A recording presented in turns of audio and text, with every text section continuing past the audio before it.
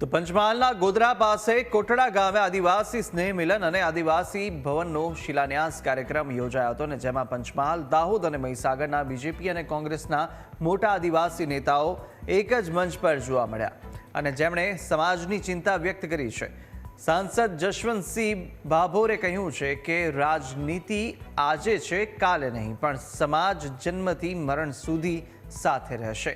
એટલે હાથ પગ ખેંચવાનું બંધ કરી અને સમાજના પ્રશ્નોમાં બધાએ એક થઈ અને કામ કરવું પડશે.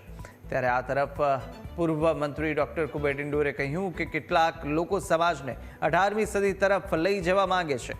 જૂની રૂઢિઓ છોડીને આજના સમય સાથે ચાલવું પડશે. તો પૂર્વ સાંસદ ડોક્ટર પ્રભાત તાવિયાડે પાન મસાલા, બીડી, સિગારેટના વ્યસન છોડવા હાથ જોડીને અપીલ કરી.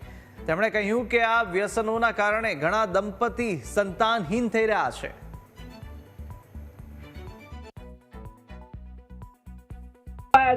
માં પરણીને આવી ત્યારે પંચમહાલની વહુ તરીકે આવી હતી, અને વહુ તરીકે હું એક વસ્તુ માંગુ છું. મારા ભાઈઓ અહીંયા જેટલા બેઠા છે એ વ્યસનમાં હું એમ નથી કહેતી દારૂ આખો દાડો નહીં પીતો, એ રાત્રે જ 2-3 પેગ મારી લે, પણ હું એમ કહું કે જે પેલો ગુટકો ખાવા વાળો 24 કલાક અને 24 કલાક એ રાત્રે ઊંઘે તો બી મોઢામાં નાખીને રહે, અને એટલું બધું ડ્રગ આવે છે, એટલા બધા આ જે વ્યસન છે એ વ્યસન મને મારી ઝોલીમાં આપો. કેટલા જણ આપશે? હું માંગુ છું આજે કે જે વ્યસન.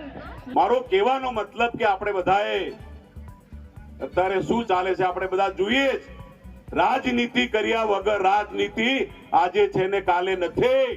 આપણો સમાજ જન્મથી મરણ સુધી આપણા સંબંધો છે. લગ્નમાં આપણે જવું પડશે, મરણમાં આપણે જવું પડશે, નાના મોટી મદદ, સપોર્ટ, ફોન એ આપણે કરવાની આપણી જવાબદારી છે. સરકારની સામે લડાયું અત્યારે કોઈ છે નહીં ભાઈ. તો તારે કરતા અંગ્રેજોનું વાળો તો પતી ગયો ભાઈ, ડિનોડ સામે બાકી નથી ને. આપણા કેટલાક લોકો અરજી કરીને ત્યાં એમડી ને આપવા ગયા હતા, અરજી કે અમને નોકરી રાખો. મારે નમ્ર વિનંતી છે મારા યુવાનોને, મારા આપણા શિક્ષક મિત્રોને, આપણા આગેવાનોને, આપણે મિત્રો સ્કિલ મેળવવી પડશે. સ્કિલ મેળવ્યા વગર કોઈ નોકરી મળશે નહીં. બાકી ઓનલાઈન ભરતી, ઓનલાઈન મેરિટ, ઓનલાઈન ઓર્ડર કોઈને મિત્રો અન્યાય થતો નથી. એટલે આપણે સ્કિલ બેઝ પર આગળ વધવું પડશે.